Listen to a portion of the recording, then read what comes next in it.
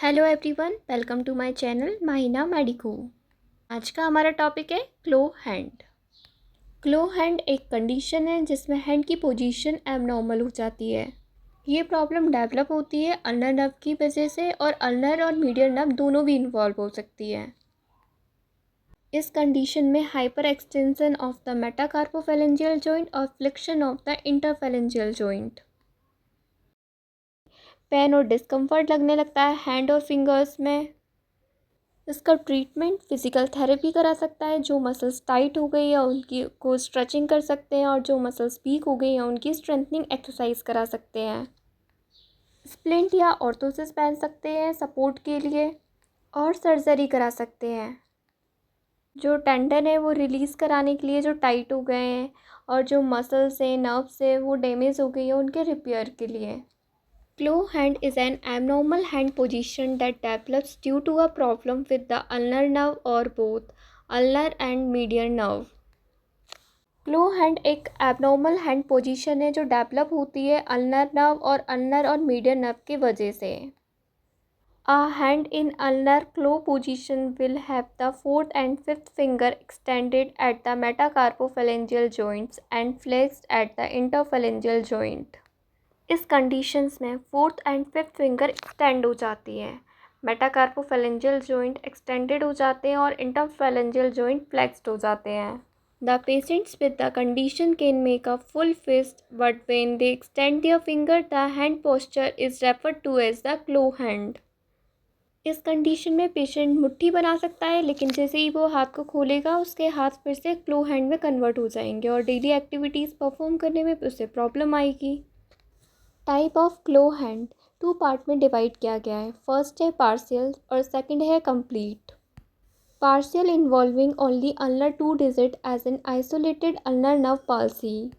Partial में ulnar nerve का ही इन्वॉल्वमेंट होता है इसलिए हम इसे अल्नर नर्व पाल्सी बोलते हैं। इसमें सिर्फ 2 डिजिट्स इन्वॉल्व होती हैं, फोर्थ और fifth finger. Complete involving all digits and resulting from combined ulnar and medial nerve palsy. Complete में ऑल डिजिट्स इन्वॉल्व होती हैं इसलिए ये अल्नर और मीडियल नर्व पाल्सी बोलते हैं। Causes claw hand can be congenital defect or defect present at birth. Claw hand congenital भी हो सकता है, मीन्स बर्थ डिफेक्ट भी हो सकता है। Ulnar nerve palsy is due to wrist injury. अगर रिस्ट में कोई इंजरी हुई है उस वजह से भी अल्नर नर्व पाल्सी हो सकता है। Paralysis of the ulnar and medial nerve. अगर किसी इंजरी की वजह से अल्नर और मीडियल नर्व में पैरालिसिस हुआ है तो उसकी वजह से भी क्लो हैंड हो सकता है। Leprosy still remains the most common cause of the claw hand. Leprosy की वजह से भी क्लो हैंड डेवलप हो सकता है क्योंकि लेप्रोसी एक क्रोनिक इन्फेक्टियस डिसीज़ है और ये बैक्टीरिया की वजह से होता है। इसके कारण स्किन या पेरिफेरल नर्व्स अफेक्ट होती हैं। Risk in gender and BMI. Older males are more likely to have ulnar mononeuropathy than female without regard to BMI.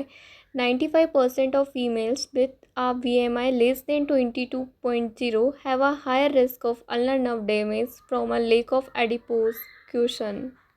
Mail को मोस्टली देखा गया है अल्नर मोनोन्यूरोपैथी होती है और फीमेल को मोस्ट कॉमन देखा गया है कि अल्नर नर्व डैमेज हो जाती है because of lake of adipose tissues. Daily activities leading to ulnar claw. Cyclist, motorcyclist, desk job, prolonged movement, elbow leaning when using a pizza cutter or similar hand tools. Applying upper body weight to push down on the tool over time can cause damage to the nerve. External compression at the elbow. High grip strength such as string musicians are more susceptible to ulnar mononeuropathy. Sign and symptoms. Hyperextension of the metacarpophalangeal joints and flexion of the interphalangeal joints means metacarpophalangeal joint का hyper extension होना और है ना interphalangeal joint का flexion होना। Loss of abduction and adduction of the fingers. Finger के abduction और adduction movement का नहीं हो पाना। Wasting of the interosseous muscles and hypothenar. Abductor digiti minimi, flexor digiti minimi, brevis और opponens digiti minimi. Means interosseous muscle और hypothenar muscles का बेस्टिंग में चले जाना, मीन्स वीक हो जाना। Little fingers remains permanently abducted from the ring finger. Means little finger और ring finger का एबडक्टेड हो जाना, मतलब एक दूसरे से बहुत अपोजिट दूर हो जाना। There will be numbness in the distribution of the involved nerve और nerves. Management.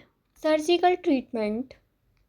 Nerve repair or decompression where possible is the treatment of choice. If the nerves are unrepairable or repairs have failed, tendon transfer can be considered.